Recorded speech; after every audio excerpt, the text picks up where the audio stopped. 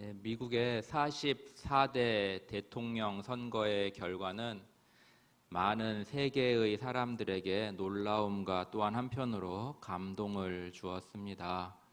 그 44대 대통령 선거의 결과는 바로 미국 최초의 흑인 대통령인 오바마 대통령이 당선이 된 사건이었습니다. 이로 인해서 이 흑인인 사람들은 정말 기뻐하고 축하하였고, 또 많은 이 소수자들, 연약한 사람들, 약자들에게도 이것은 큰 귀감이 되었고 또 좋은 소식이 되었었습니다. 그런데 여기서 그친 것이 아니라 이제는 미국의 대통령은 이제는 취임 선서를 하게 됩니다. 그리고 그 취임 선서 때는 일상적으로 통상적으로 성경에 손을 얹고 이렇게 선서를 하게 되어 있습니다. 그런데 이 성경은 가지각색입니다. 그렇기 때문에 이 당선된 당선인이 원하는 성경을 가지고 선서할 수 있는 것이 이제는 관례로 되어 왔습니다. 오바마 대통령 당선자가 당시 자기의 그 대통령 선거를 위해서 이렇게 지명했던, 사용했던 성경은 또 우리에게 또한 의미를 주는데요. 오바마 대통령이 사용한 성경은 두 성경이었습니다. 대부분 하나의 성경을 놓고 선서를 하는데 오바마 대통령은 이제는 성경책 두 권을 이 손 아래에 놓고 이제는 선서를 하였는데요. 그 첫 번째 성경은 바로 1861년에 미국의 이 흑인들의 그 노예에 있는 그러한 상황과 그러한 현실을 이렇게 안타까이 여기고 또 그것이 또 하나님의 뜻에 합당하지 않다고 생각한 바로 16대 대통령인 에이브라함 링컨 대통령이 자신의 대통령 취임 때 사용했던 그 성경책을 그 첫 번째 성경으로 이 오바마 당선인이 선정을 했고, 그리고 또 하나의 성경은 바로 1900년대 초반 아브라함 링컨 대통령이 그렇게 그 흑인들을 위해서 애썼건만 여전히 흑인들은 차별받고 또 냉대받는 그 시대 속에서 그 흑인들의 인권을 옹호하고 그 인권을 위해서 그렇게 평화투쟁을 벌였던 바로 마틴 루터 킹 목사님의 유품인 성경, 이 두 권을 이 오바마 당선인은 선정했다 하는 것입니다. 그러면서 그 성경책을 놓고 선서를 했을 때 그것을 안 모든 사람들은 참 의미 있고 감동적이구나 라면서 그 마음이 따뜻했고 한편으로는 뭉클해졌습니다. 사진 하나 보여주시겠습니다. 첫 번째 사진을 보겠습니다. 그리고 오바마 대통령과 함께 대선 레이스를 같이 치러서 당선이 된 바로 부통령인 조 바이든 역시 이 부통령의 선서를 하였는데 그의 선서를 사용한 그 성경책이 굉장히 인상적이었습니다. 여러분들이 사진에서 보듯이 성경의 두께와 그 크기가 어마어마함을 우리가 볼 수 있습니다. 이 성경책은 바로 이 조 바이든, 이 바이든 가문에서 1893년부터 내려온 가문의 성경책이었습니다. 이 조 바이든은 자신의 부통령 선서 때 바로 자신의 가문에서 내려온 이 성경을 가지고 취임 선서를 했던 것이죠. 다음 사진 보여주십시오. 네, 얼마나 오래되었는지 116년이 지난 성경입니다. 네, 이제는 사진 지워주십시오.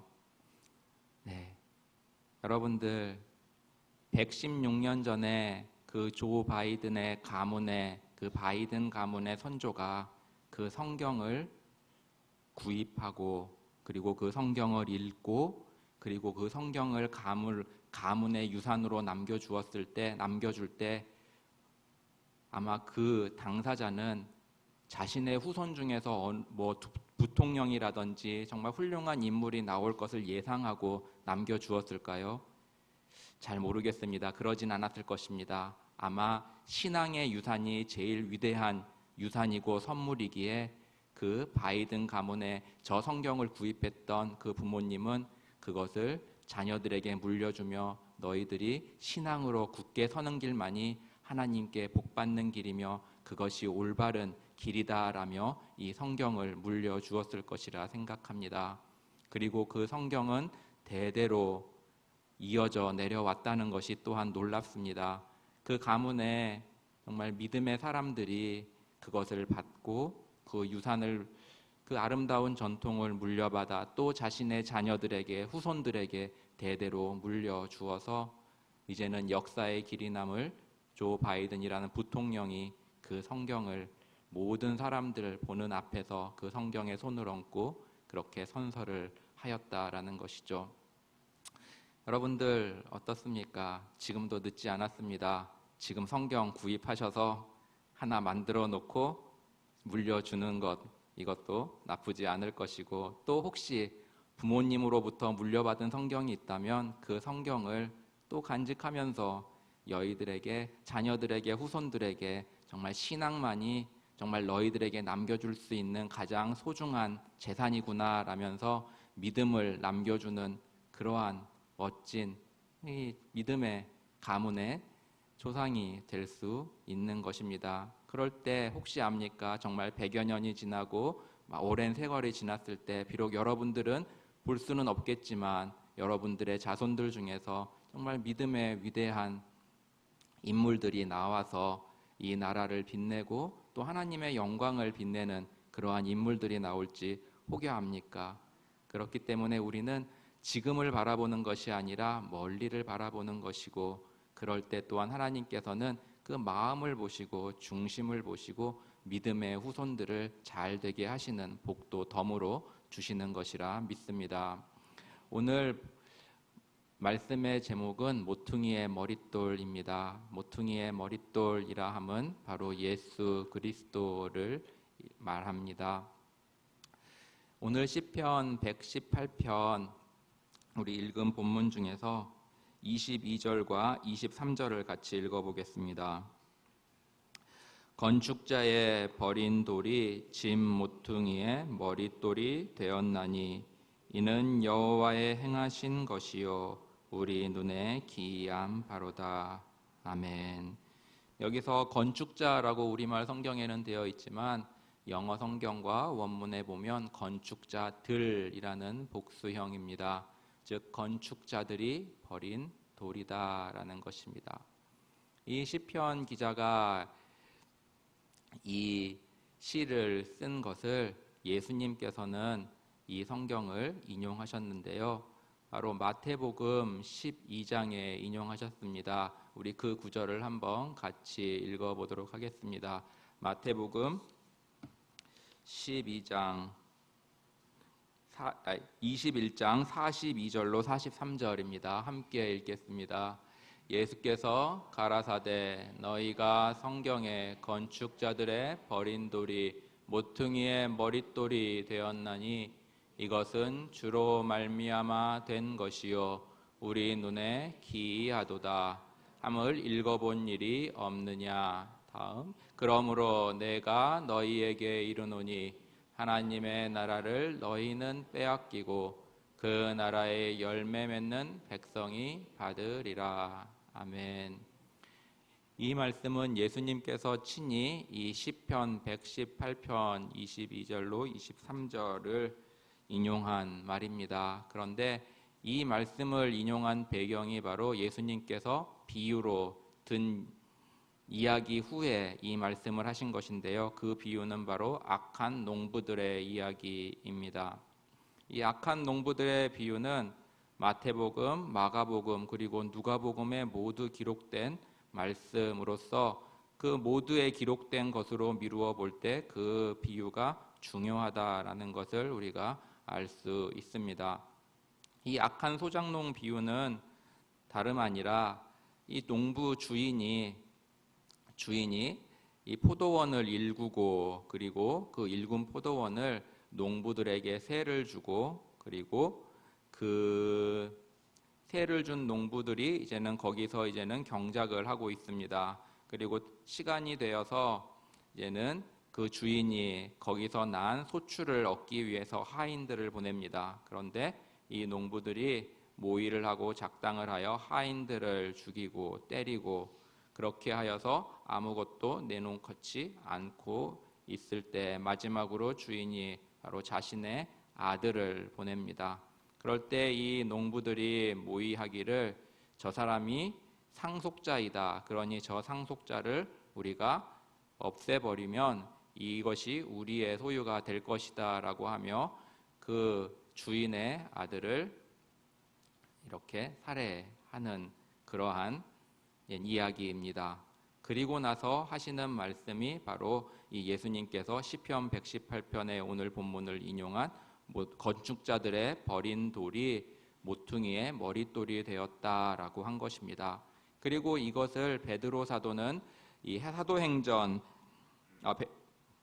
4장 11절에서 다음과 같이 말하고 있습니다. 한번 같이 읽어보겠습니다. 이 예수는 너희 건축자들의 버린 돌로서 짐 모퉁이의 머릿돌이 되었느니라. 다른 이로서는 구원을 얻을 수 없나니 천하 인간의 구원을 얻을 만한 다른 이름을 우리에게 주신 일이 없음이니라 하였더라. 여기서 11절 잠시 보겠습니다. 여기서 11절에 보면은 이 베드로 사도가 말하기를 너희가라고 말하고 있습니다. 너희. 이 너희가 누구냐면은 바로 이 베드로가 그 산헤드린 공회에 섰을 때 그를 신문하던 그 당시에 관료들이었고 그리고 지도자들이었습니다. 베드로는 건축자들이 바로 누구냐 그러면 너희 지도자들, 관원들이다라고 말하고 있는 것이죠.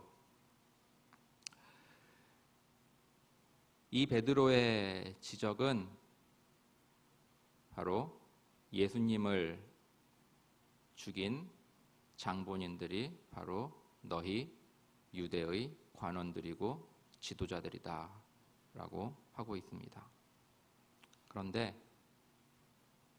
이 포도원, 이 악한 소작농 비유에서 예수님은 특이한 말씀을 하십니다. 거기서 농부들은 그 아들을 향해 일컫기를 이는 주인의 상속자가 아니냐라고 말을 합니다. 주인의 아들이며 바로 상속자임을 농부들이 알고 있었다라는 것이죠.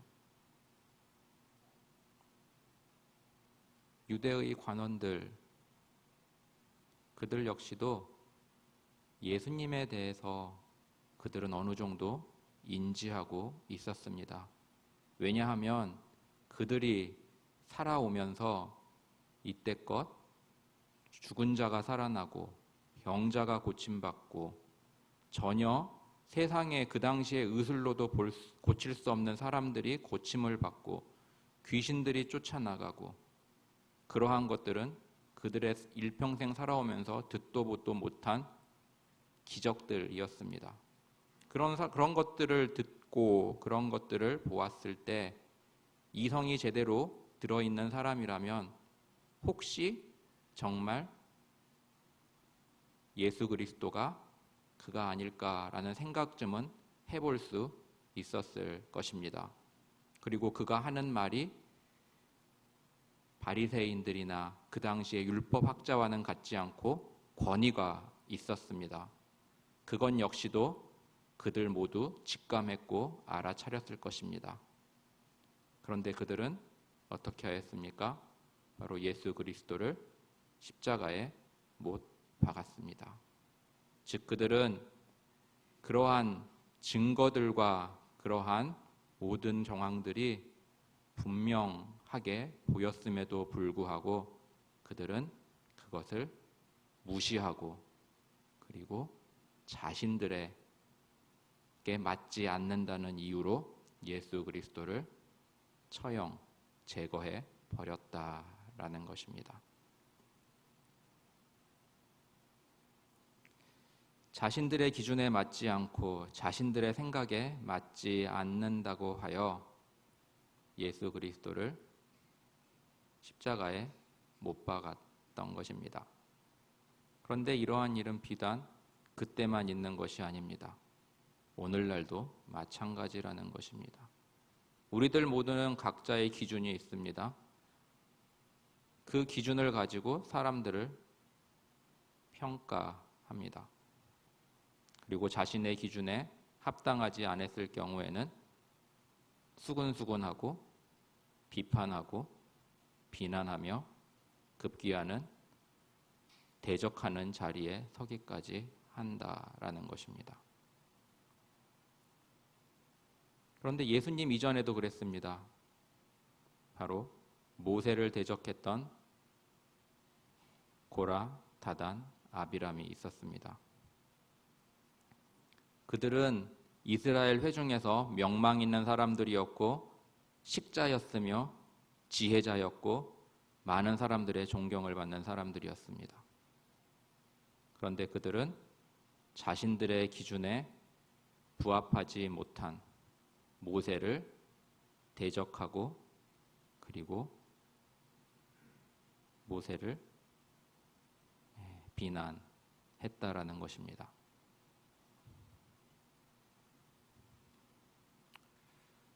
이러한 위험은 오늘날 우리에게도 도사리고 있습니다.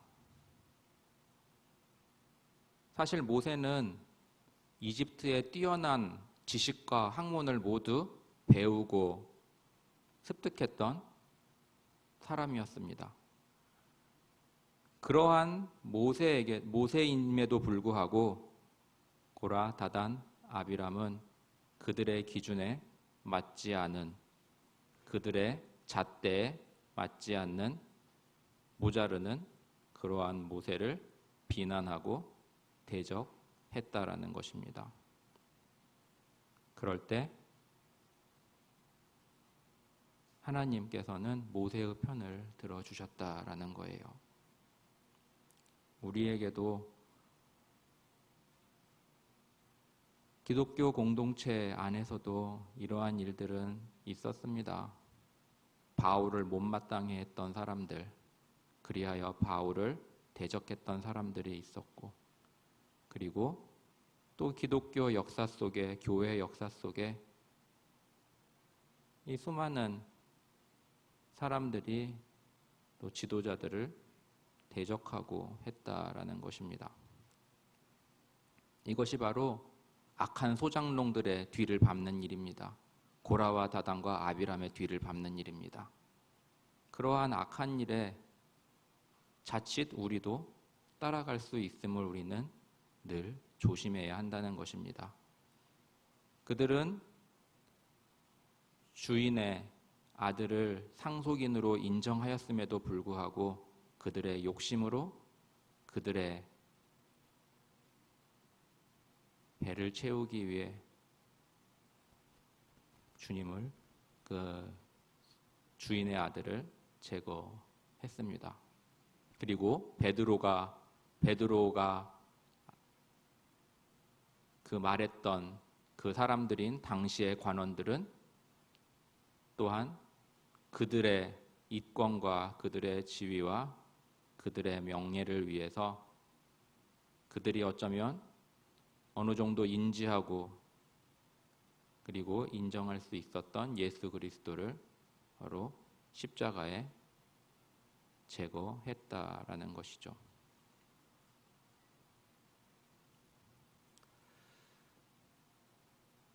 하나님께서는 우리에게 말씀하십니다. 히브리서 기자를 통해서 말씀하시기를 제가 읽어보겠습니다. 너희를 인도하는 자들에게 순종하고 복종하라. 저희는 너희 영혼을 위하여 경성하기를 자기가 회개할 자인 것 같이 하느니라. 저희로 하여금 즐거움으로 이것을 하게 하고 근심으로 하게 말라. 그렇지 않으면 너희에게 유익이 없느니라 라고 말씀하고 있습니다. 그런데 우리는 이 말씀을 너무나 잘 잊어버리고 이 말씀에 대해서는 일도 중요성을 부여하지 않고 살아갈 때가 너무나 많다라는 것이죠. 그런데 이것은 우리에게 유익이 되지 않음을 히브리서 기자는 말씀하고 있습니다. 사실 우리 신앙은 단거리가 아닙니다. 인생 끝까지 가는 장거리 경주입니다. 그렇기 때문에 성경은 일어섰다 하는 자는 넘어질까 조심하라 라고 우리에게 말씀하고 있습니다. 1998년 노 데이팅이라는 책으로 굉장히 유명했던 조슈아 해리슨이라는 이분이 올해 8월 초 너무나 충격적인 발언을 했습니다.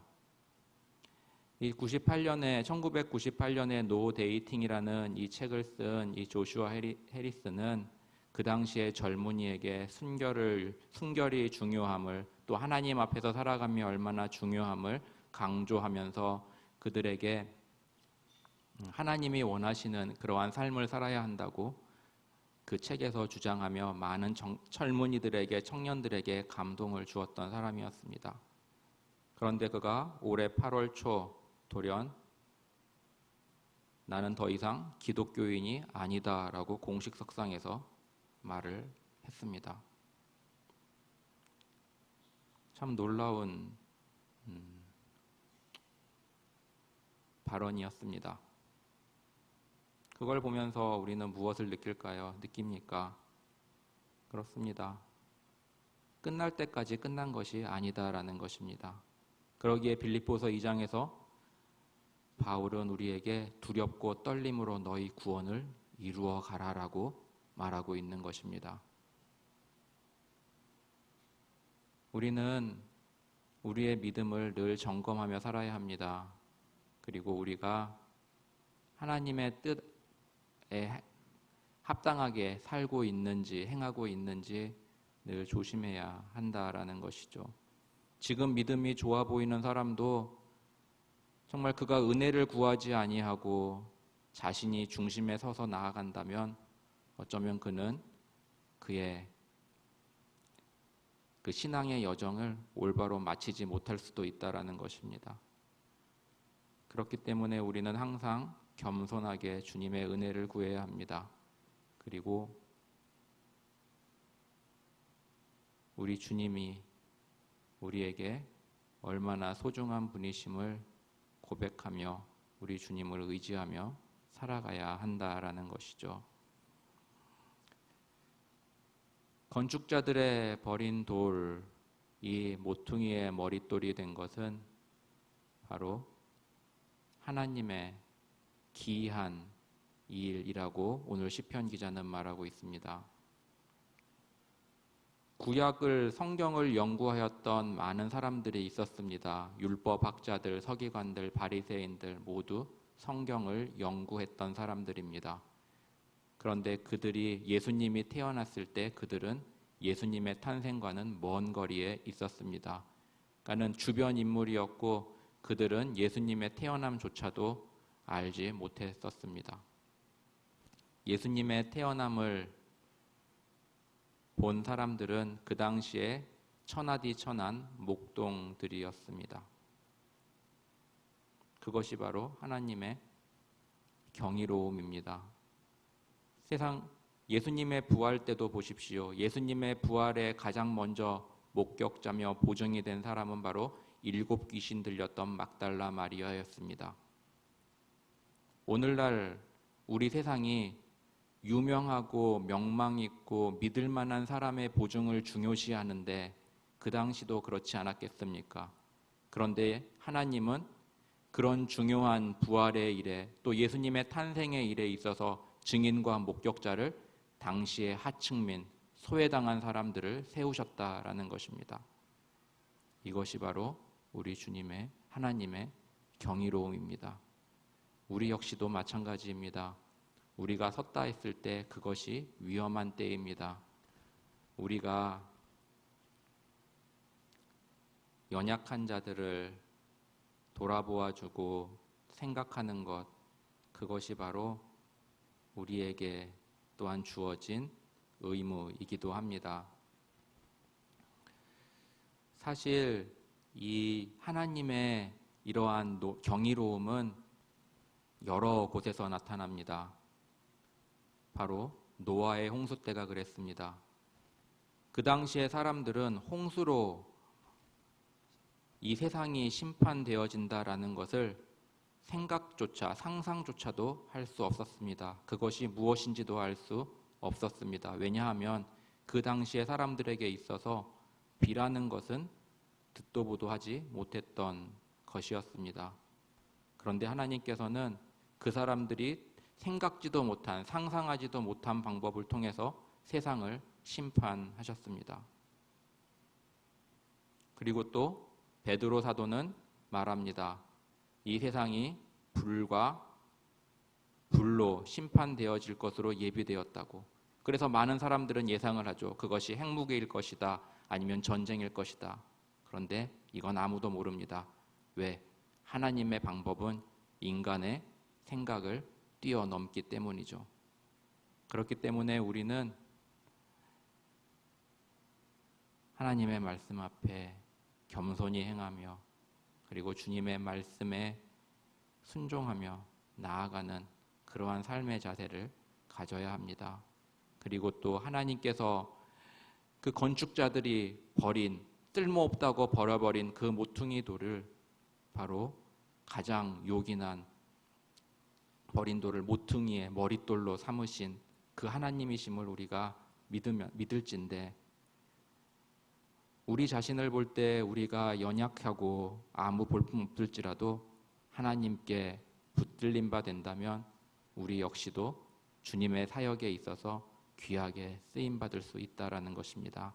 그런데 그것은 순종을 통해서 나타납니다.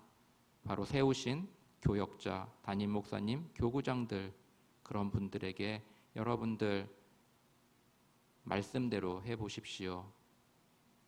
그러면 하나님께서는 살아계시기 때문에 아무리 그것이 자기 기준에 못 미치고, 아무리 그것이 자기가 생각했을 때 정말 이치에 맞지 않는다 할지라도 하나님께서는 그건 역시도 경이로움으로 선하게 바꾸시고 주님의 일을 이루어 나갈 것입니다. 거기에 쓰임받고 동참하는 저와 여러분들이 되어야지, 거기에 대적하고 반대하여 하나님께 정말 꾸중받는 그러한 삶을 살지는 말아야 될 것입니다. 우리 건축자들의 버린 돌이 모퉁이의 머릿돌이 되게 하신 하나님의 역사하심과 하나님의 능력을 기억하며 우리 또한 주님의 말씀에 순종하며 나아가는 우리 모두가 되기를 주님의 이름으로 축원합니다.